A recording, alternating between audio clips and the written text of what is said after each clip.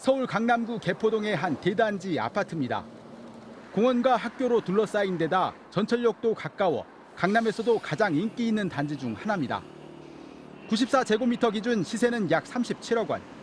그런데 최근 경매로 나온 같은 크기 아파트가 4번의 유찰 끝에 최저가가 14억 원까지 떨어졌습니다.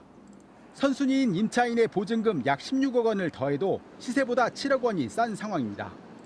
집이 시세대로 팔리면 대출금 9억 원을 갚고도 남는 상황이지만 집주인은 경매를 막지 못했습니다.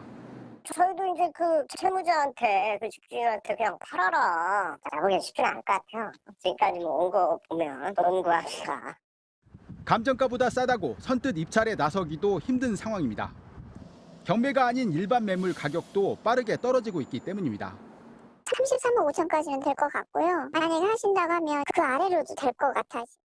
집을 사겠다는 사람은 없는데 집주인들은 바로 얼마 전에 산 집도 매물로 내놓는 상황입니다.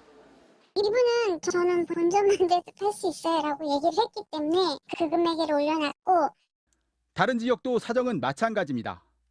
가계대출 강화와 고금리 장기화로 매수 심리가 크게 위축되면서 전국 아파트값도 5개월 만에 하락으로 전환했습니다.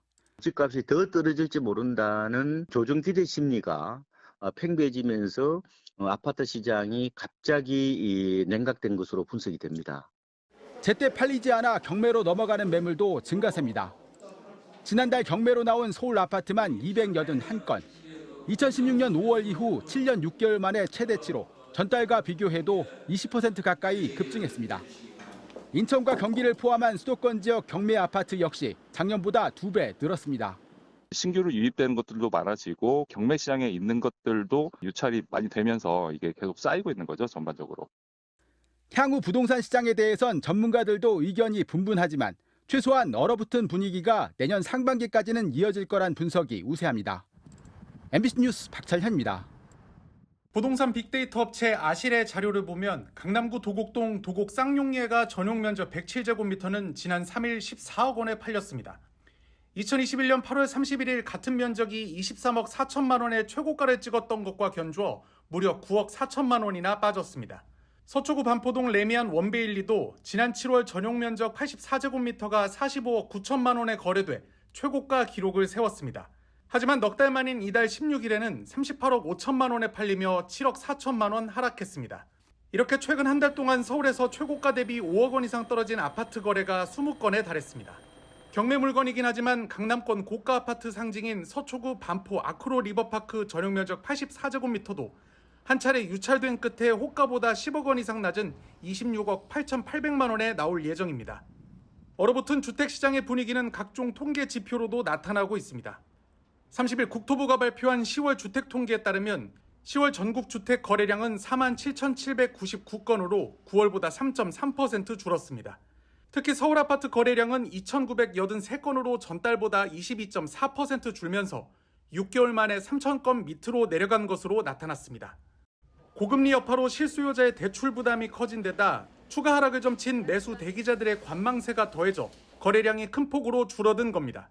또 10월 말 기준 전국 미분양 주택은 5만 8,299가구로 8개월 연속 감소했지만 악성 미분양은 1만 224가구로 전달보다 7.5% 증가한 것으로 나타났습니다.